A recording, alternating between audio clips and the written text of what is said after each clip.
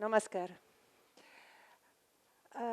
When I was your age, of course, I didn't know that one day I would have come to India and come here and be like this and talk to you about my story. I was, I was fond of dance, but as many of the Indian students which I have now, to whom I'm teaching, after 1 or 2 years that I was learning classical ballet, my parents decided that my school was getting a little more engaging, so I should not waste more time to go to the classical ballet classes. So I had to drop it. So that time I was very obedient and still, and so whenever I was seeing dance, I was going to, in my room, to cry and all these things, but I never dared to tell to my father. It was, that time in Italy, family was very under the father authority, and so we were supposed to just to follow what he was telling. So after this, when I became 14, 15 years, I went to the college. I started to belong to the movement of rebellion, which was sweeping in Europe in the 60s and 68, the 68 movement, student movement, feminist movement. And those years, of course, dance took a second place because once you stop the classical ballet, you can continue. And in any case, other values came up, and it was a rebellion, and a rebellion against everything, whatever it was imposed on me, the church, the religion, whatever bourgeois values, and so I started to do sit-ins in the colleges and against the authorities and be part of the feminist movement, wear miniskirt and going, also trying different drugs, which were all part of this path of search, of rebellion, of something which it was not comfortable with our generation. And we wanted to search, to try, to experiment, to anything which our parents and our elder generation didn't have, because they were supposed to reconstruct after the Second War.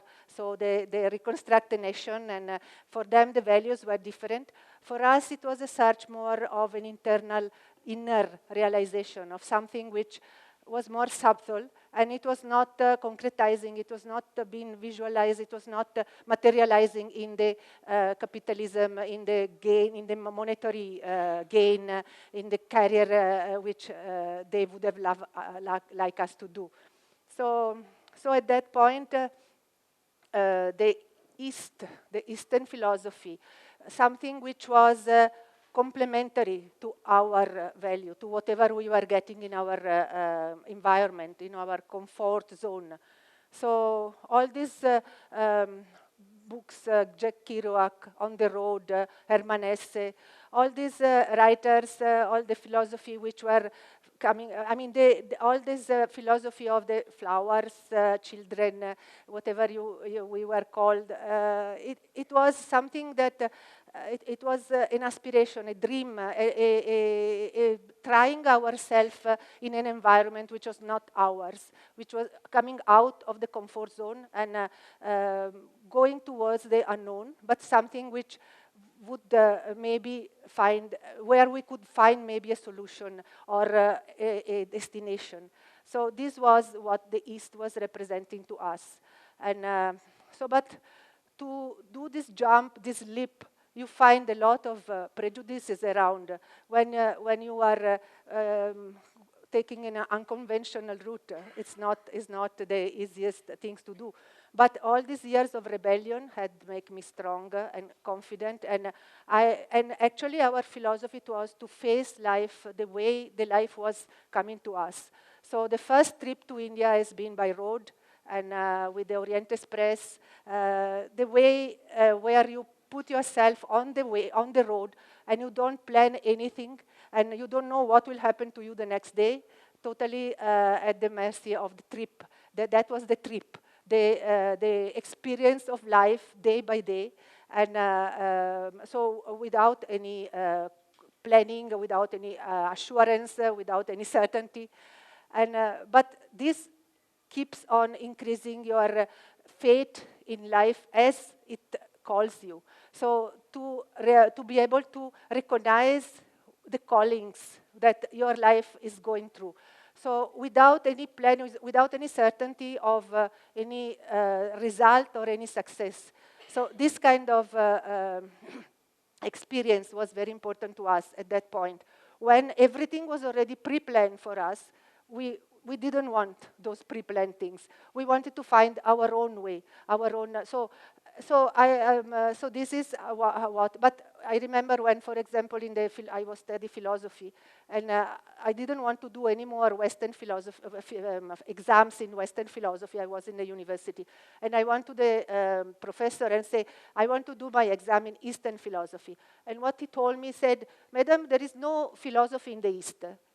So you can imagine what kind of prejudices and what kind of arrogance and ignorance also was there. I'm talking about 40, 45 years ago. So there is no philosophy in the East. But at that point, I didn't go and cry in my room as I would have done maybe 15 years before. But I was all totally equipped, and my willpower and my confidence had grown through the year of rebellion, through the year of fighting. So I just took all my documents and all my papers, and I shifted my studies from Milano, where this happened, to Venice. Venice is a town where it is more towards the east. It is an open door. It is on the eastern side of Italy. And I did all my philosophy exams on Taoism or philosophy, Japanese Zen philosophy, on the Chinese philosophy, on Indian mythology. So that kind of things, I could do it in Venice because there was a faculty of Eastern language over there. So I could do all my exams there. So again, in the parallel to that, I was trying to express still the dance which had been stopped many years ago was still there in some part of my mind and in my body, and that wish to express through the body was there. I took the theater, always in search for independence from my parents, from my family. I started to do theater. From theater, traditional theater, I went to physical theater.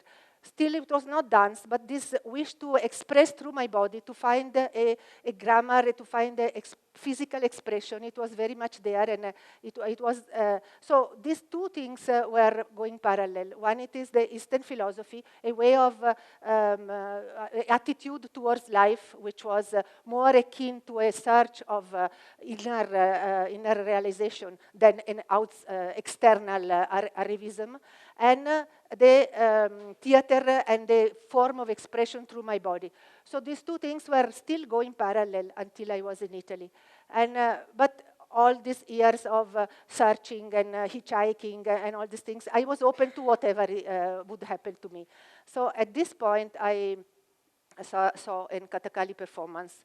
And this guru who came to Italy, Kathakali is a form of dance from South India. And he came, and with bare body, without the full makeup, he demonstrated how each single small movement of his body, of this little finger, of the facial expression, had a particular grammar, had a particular meaning, and everything was so systematic and so systematized. So for me, it was a revelation, because I was doing theater, physical theater, but we didn't have a grammar. We didn't have something to follow. So we were improvising, all sorts of improvisation, on the tree, down the tree, loud, with the shadow, with the naked body, with the whatever we wildly improvising. And from there, we were trying to deduce something that would guide us in our search. But here I found that everything was already so systematic, and for me it was a revelation. So I went to him after the performance. He came to my own town in Bergamo to demonstrate, and so I asked him, and he said, "Yeah, we'll have a 3 months workshop in Kerala." So this was my second trip. The first trip, which I had done by road on the trip, and this one at this time I went straight to Kerala, and I did this 3 months workshop. And at the end of the workshop, I wanted to try this cathartic cathartic moment of a performance. So I wanted to be a male character, so I could try all the green patch and the mukuta and the bear here and this big skirt which the Kathakali actor are putting. And that also, it was really a revealing moment. And after that, I experienced such incredible feelings. And after that, I just asked to this guru, I said, I can't go back like this as if nothing had happened. So what can I? So at that point, he told me about Odissi. It could have been anything. Could have been the moon. I would have gone to the moon. I mean, it was why he told me Odissi. This is all part of being open to whatever happened in your life and just follow it. So the next year, I went back and I wanted to experiment with my theater. Up to that moment was still theater. And so I utilized this movement which I had learned. But then I thought, no, I have to learn more if I want to continue with my experiment in theater. So it was the road to dance. It was a long tour. But then I decided to come for 1 year. And that was the third time. And that is the final. So that is the 1979. And this time I went directly to Orissa. And I thought I'll be staying for 6 months there and 6 months in Kerala. And I will learn a little bit of Odissi, a little bit of Kathakali, and go back within 1 year to continue with my experiment in theater. So when I reached Orissa, you can imagine, I was not like this. I had all my open air curling with the sleeveless banyan and a rainbow skirt. I was still that girl who was searching and on the road. So very unconventional way. So, but this time, that guru had given me this name of this guru, which I couldn't even pronounce that time, Kelucharan Mohapatra. It was such a big, strange name. So I went directly to him the way I was, and he was enough magnanimous to accept me. So I started to train under him. And those 6 months, which was supposed to be 6 months, became 6 years. Where I never went back to Italy. So for 6 years, I was totally absorbed, and everything else disappeared. The theater, Italy, everything, and only the road which was taking me to my Guruji's house remained. And in the meantime, but again, just to tell you what kind of prejudices one has to, when I went back the first time after 6 years, another professor in Rome, he told me, but madam, why are you doing this? Because Indian people the spine of Indian people is different from ours, so you will never be able to do Indian dance. So then that again, this kind of cultural copyrighted type of fundamentalism, cultural fundamentalism, which teach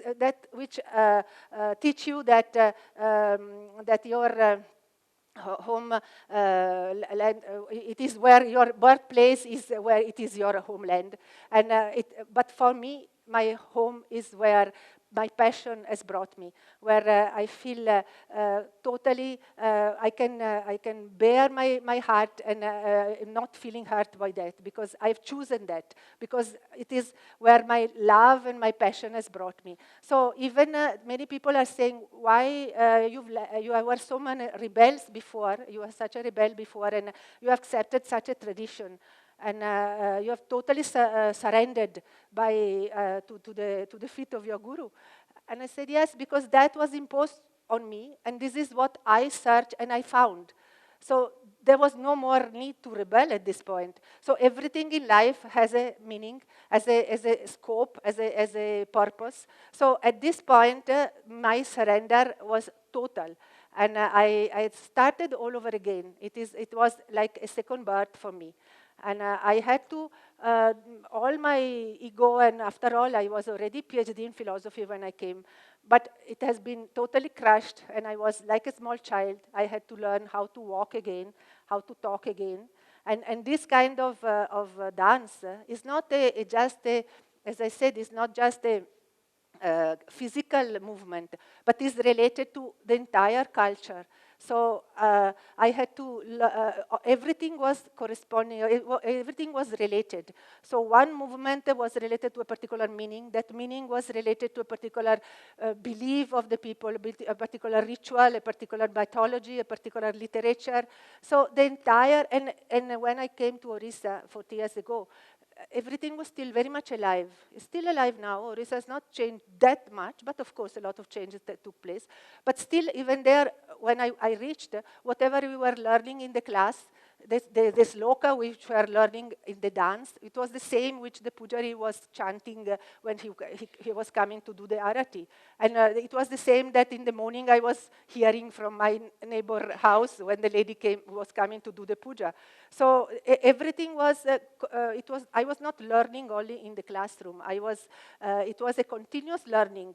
The way the Guruji's wife was sitting to do the chandana or to make the chapati, the ruti, it was in the same way, the sitting on the floor was the same pose which were there in the sculpture, and it was the same pose which Guruji was teaching us in the dance. So this correlation between the dance, the culture, the entire context, it trapped me in a sense that it was a big net which really didn't let me go anymore, because it was a continuous learning, a continuous relating to something. And so why this meant, when I came, I didn't want to create history or to create to convince that yes, it's possible to go from one culture to another and to totally immersed in this culture, because it is where that is your home, is not necessarily your birthplace, but it is where you deeply and with profundity you immerse yourself. But this is what happened, and I just followed the destiny, and at a certain point I found myself there in the main place in India with the president of this big nation awarding me of a title for my contribution to Odissi dance. And from where I started and from where I reached, I mean, it's when I came, I was not thinking at all either I will succeed, where this will bring me, there will be any result, why I'm doing this. But one thing is there was no regret of losing something in some other place. When I came here, I was totally absorbed by what I was doing. Maybe because in my previous years before coming here, I had already experimented everything. I had already searched in all the solutions which that particular culture was giving me, and I didn't find what I was searching. So would I have left something behind? Maybe I would not have been able to totally denude myself and totally give myself to this new culture. So it has been a full absorption in this. And of course, in this process, the guru is very important. And I was lucky, but again, it all came on its own. I mean, I was not. So if I could convince somebody that yes, it is possible, it is because you have the courage to follow your life. And if one person make the change, then other people also will follow. And slowly, those prejudices, those cultural prejudices. Will change. So we are, in a way, whatever choice we do, we are creating a little bit of history in this big evolution of humankind. So this is my story, and I'm very happy to be able to share it with you. And I wonder if anything of this will just inspire you to just not to be afraid of any unknown things which may be there in front of your life, and also to realize that sometimes, yes, one has to go also through a rebellion period, because the rebellion is very important to come out of your comfort zone, and to be able to find what actually your heart is and your destiny is keeping for you. So maybe my parents, for example, were totally shattered that time. But when they came to meet me, and I was here in India already since 2 years, and I was not going back, so they had to come and see what happened to to their daughter. And they found me totally changed, and they were totally happy. So the reconciliation with them, it happened 5,000 miles away from India, from Italy. Whereas while I was there, it was a continuous fighting with them. It continuous. So you never know what is the way that you're. But one thing is there that if you have to have the courage and the openness and the confidence that life is there and that indications are there, the calls are there. So the courage and adventurous spirit has to be there. Otherwise, it's okay. I mean, you can be in your comfort zone and be what you want, but that should not be a regret later on that you didn't do what your life was meant to be. Thank you. Thank you.